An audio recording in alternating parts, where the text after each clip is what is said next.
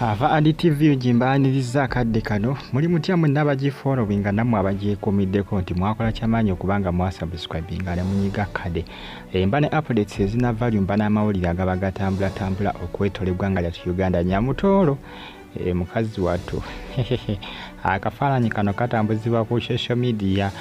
Munnaye waliwo akawala akabadde keetunuza ku Eddy Kenzo bakafaanika Eddy Kenzo mukazi wattu yakakubye eriiso.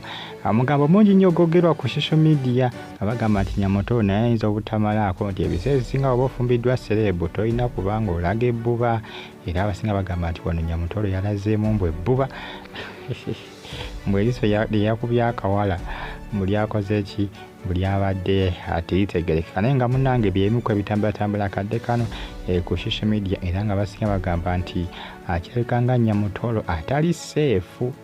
Jjukira Eddy Kenzo okwawukana Rema Namakula bintu bingi ebyayogerwa nga basinga bagamba nti Rema ekyamuviirako kubanga yawukana na Eddy Kenzo mpulwa abawala okuba nti ne baali bakola kibeekoleza ku Eddy Kenzo biki twatugende nti Rema n'akola ki n'amusuulawo. Jjukira abasinga nga Nyamutoro kugamba Nyamutoro nga balangidde nti ne Eddy Kenzo bali mu relationship. Bantu bangi bava nga bagamba nti Nyamutoro alina okugumira ebyo byonna alina okugumira ebyo byonna ebyabawala bonna bakola ki abeekoleza ku Edilisa Musuuza bannange ekiri ku social media kikambwe sebo abasinga baatalisedde okusala omugambo mbuno mujja wa Nyamutoro baneemulekeraawo ogafu mu bujji wanti mujja bannange Bannayuganda basala omugambo era nga bagamba nti it seems Nyamutoro is not safe.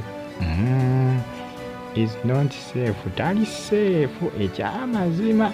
Eddy Kenzo Nyamutoro kuba nti nno yamuwamba oba yamufunza kankyogere bwe ntyo Eddy Kenzo Nyamutoro kubanga yafunza Eddy Kenzo yaliko abawala bangi ekyamazima abaali bamwetega era abaali balowooza nti bagenda okubanga awasa ebyaddala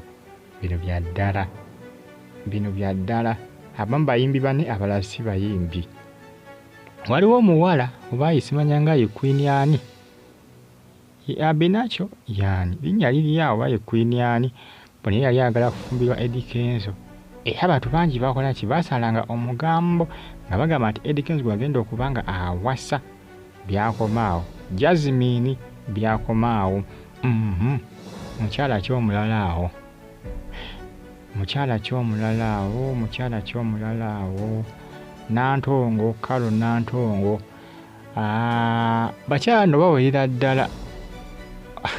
Waliwo omulala gwe nalaba awo nga ngezaako kubanga yeega naye yali mukyala ki naye muyimbi naye mukyala muyimbi naye mbu amawulire gaali nti nga galaga nti naye mune yakola ki yali nti nno yine Eddy Kenzo nti waliwo kyakigenda mu maaso nebyakomaawo.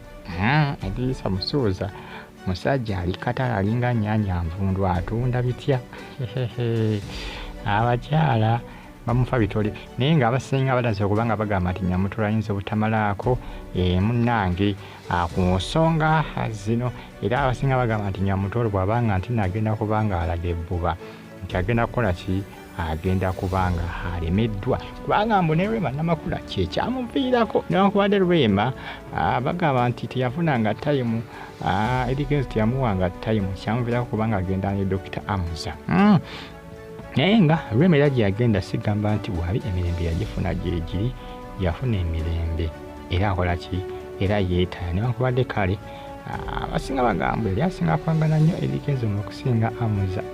Bannayuganda boogera Bannayuganda ate ku social media abaana batokomuka omugambo ganoyita mu zi comments noga bano bali buki buposting abutambuza okufaako obufikatakana kafaananyi bakatambuza bitya Nyamutoro lagako kulyanyo bwala tobuganya kola kikwekoleza ku musajja we ekyamazima alina okubanga olwanira ekintu kyomunnange okuwalawala bwetega kalengere nno nga kamukubya oluuso badde bali ku pate ki amanyi ggulo Eddy Kenzo yadde ategese okusibuula abasiraamu mu maka ge ekifaananyi kyadde kya pate endala kino kifaananyi kyadde kya pate endala ezo ne pati bagibaddeko enkeera ne bagenda mu kusiibula abasiraamu wali mu maka ge.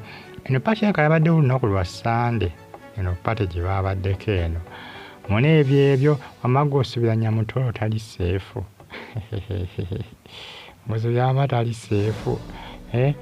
Asinga bagamba nti Nyamutoro tandika okuba nti nno ng'ateekawo ekibuli, eryanyi, oba omusajja ajja kumutwalako nga Lwema Namakula bwe yakola ki bamumutwalako.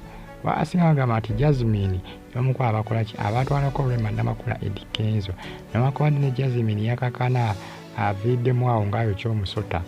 Manyi omuntu ayokya omusota aba aviiddemu awo lwakuba eno ewaffe abagwokya eno ewaffe babaviiriddemu awo naye Bazungu bataviiriddemu awo.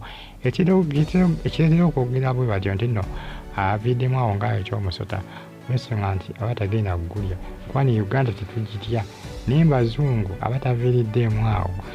Era engalo ezisinga zisinga kukola nowaffe mu Uganda kw'osa ne Buganda. Kaakati bagamba Jasmine naye yaviiramu awo talina kye yafunamu. Oba tolina kyofunyeemu omuntu wagamba nti aviiddemu awo ng'ayokya omusota aba talina kyafunyeemu.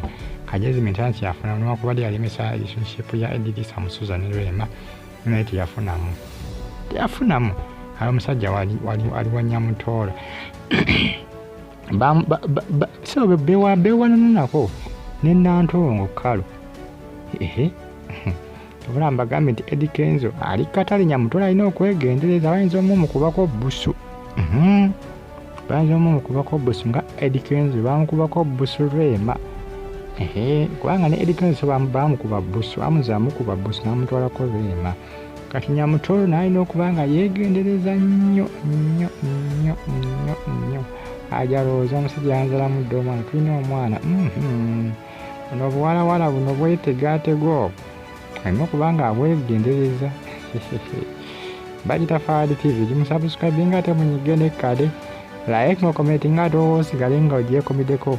Bani updates ezinava likosa n'amawulire agaba gatambula okwotere eggwanga lyati Uganda. Amagga osubira Nyamutoro ali seefu oba eŋŋumi zivuge. Manyi bagamba nti ku mulembe guno nti omukyala yenna ategera tolina kulwanira musajja. Bagamba nti omukyala yenna ategera tolina kulwanira musajja. Omukyala yenna ategeera binaggwerawa. Fahad TV gye mbagala nnyo, mweraba mbagala nnyo.